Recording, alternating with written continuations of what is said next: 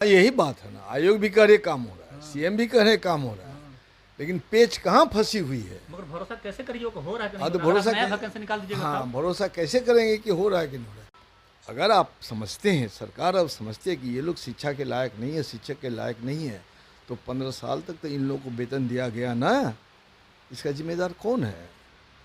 वो लोग आज सरकार में बैठे हुए हैं, कोई उप मुख्यमंत्री बन बैठा है तो कोई मंत्री बन बैठा है। उन्होंने आश्वासन दिया था युवाओं को जब विपक्ष में हुआ करते थे तो, लेकिन आज वही युवा अगर वहाँ पे जाते हैं मिलने के लिए तो उनसे मिला भी नहीं जाता है और उन्हें बाहर का रास्ता दिखा दिया जाता है और उनसे बात तक नहीं की जाती है। सर जय हिंद साथियों, स्वागत है आपका हमारे देश प्रेम न्यूज में।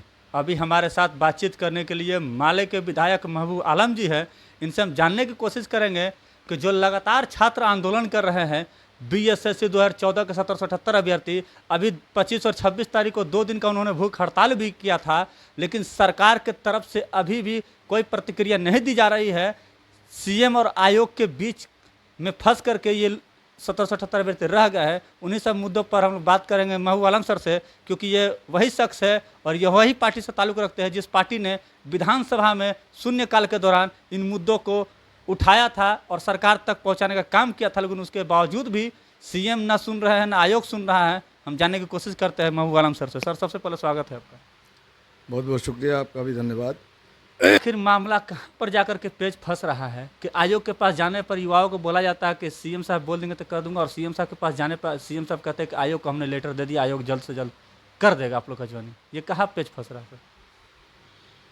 देखिए, ये गंभीर मुद्दा है और छात्रों की नाराज़गी भी जायज़ है।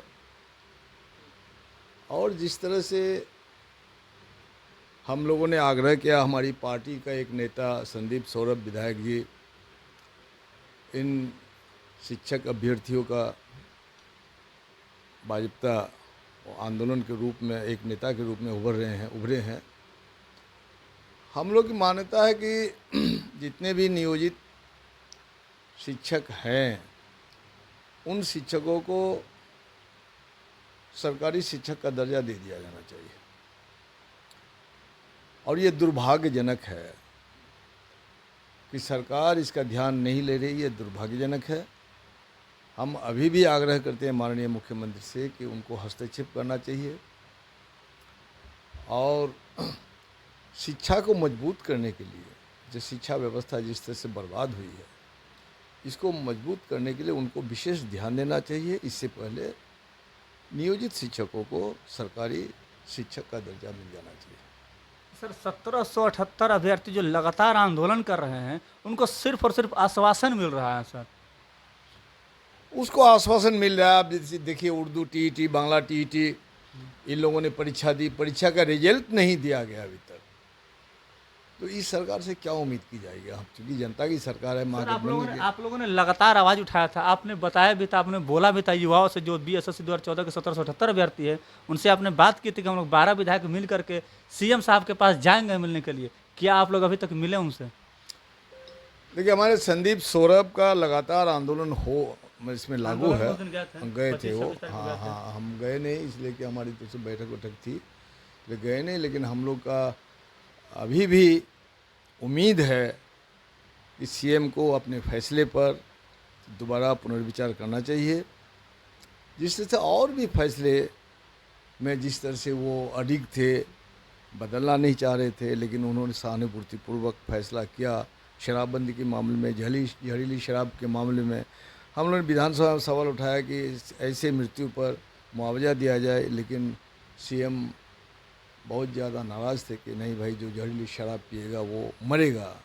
तो इस तरह का दुर्भाग्यजनक बयान उन्होंने दिया। हम लोगों ने आग्रह किया उसको वापस ले, और आज जो है पुनर्विचार करके 16 से ही शराबबंदी के बीच में जहरीली शराब पीने से जिन लोगों की मौत हुई, उन लोगों को मुआवजा दिया जाएगा। तो ये पुनर्विचार है। तो हम फिर मानते हैं कि अभी भी शिक्षकों पर पुनर्विचार किया जाए, क्योंकि इन शिक्षकों से आपने 12 साल 15 साल तक काम ले लिया। और मैं मानता हूं कि ये लोग शिक्षण जो कार्य है इनने संपादन किया है। अगर आप समझते हैं, सरकार अब समझते है कि ये लोग शिक्षा के लायक नहीं है, शिक्षक के लायक नहीं है, तो 15 साल तक तो इन लोगों को वेतन दिया गया ना, इसका जिम्मेदार कौन है? कौन है जिम्मेदार? सर ये बताइए, हम बात कर रहे हैं BSSC 2014 के 1778 अभ्यर्थियों की, जिनका से पहले पीटी होता है, मेंस होता है, उसके बाद आपको टाइपिंग होता है, उसके बाद डॉक्यूमेंट वेरिफिकेशन भी हो जाता है, लेकिन 13,120 अभ्यर्थी में से 11,000 समथिंग का ज्वाइनिंग हो जाता है और 2,000 सीट खाली रहते हुए भी 1778 अभ्यर्थियों को बाहर का रास्ता दिखा दिया जाता है आयोग की तरफ से, और CM आयोग के पचड़े में ये लोगों को फंसा के रखा गया है। इसको आप कैसे देखते हैं? इसको CM आयोग का पचड़ा में फंसा हुआ सही, असल में अथॉरिटी तो CM ही है। CM को पहल करना चाहिए, पहल करना होगा। और हम लोग यहाँ है कि CM से मुलाकात हो। CM से मुलाकात के लिए मैंने CM हाउस में टाइम मांगा है, मुलाकात होगी। अभी तक आपको टाइम नहीं मिला? अभी नहीं टाइम मिला, 2 दिन तो हम है ही यहाँ, वो भी व्यस्त है। सर युवाओं का कहना है कि जो आयोग जो है, आयोग बोल रही है कि आप लोग का काम हो रहा है, CM साहब भी बोल रहे हैं कि आप लोग का काम हो रहा है, तो लेकिन युवाओं का कहना है कि हम लोग भरोसा कैसे करें? हाँ यही बात है ना, आयोग भी कह रहे काम हो रहा है, CM भी कह रहे काम हो रहा है, लेकिन पेच कहाँ फंसी हुई है? मगर भरोसा कैसे करिए कि हो रहा है? हाँ तो भरोसा वैकेंसी निकाल दीजिएगा। हाँ भरोसा कैसे करेंगे कि हो रहा है कि नहीं हो रहा है? तो फिर युवाओं का कहना है, एक मांग है युवाओं का कि ठीक है आयोग के अंदर हमारा काम हो रहा है, ठीक है, हमें नहीं जानकारी लेना कैसे काम हो रहा है। आयोग एक बार स्पष्ट लेटर निकाल करके दे दे, आयोग एक बार लेटर जारी कर दे कि आप लोग जो BSSC 2014 के 1778 अभ्यर्थी है, आप लोग का ज्वाइनिंग का प्रक्रिया शुरू हो चुका है, काम हो रहा है, तब लोग निश्चिंत हो जाएंगे। हाँ निश्चिंत हो जाएंगे, सचमुच है। हम भी मिलेंगे आयोग से और आयोग से बात करेंगे कि असल बात क्या है। अंदरूनी कोई दूसरी बात है कि इन आंदोलनकारी शिक्षकों को गुमराह किया जा रहा है। शिक्षक पद के योग्यता उन्होंने साबित कर दी है, अब तो उनको प्रक्रिया शुरू होनी चाहिए, कि उनको भर्ती की प्रक्रिया शुरू होनी चाहिए, नियुक्त कर देना चाहिए। लेकिन अभी भी अंधेरे में जो बातें हैं वो प्रकाश में आना चाहिए और आयोग को निश्चित रूप से एक लेटर जारी करना चाहिए कि आप लोग की प्रक्रिया हम लोगों ने शुरू कर दिया, कालक्रम में ये हो जाएगा और हम भी मिलेंगे, बात करेंगे। अच्छा, आपको क्या लगता है सर, आयोग को इतनी खुली छूट देना क्या सही है बिहार सरकार के लिए?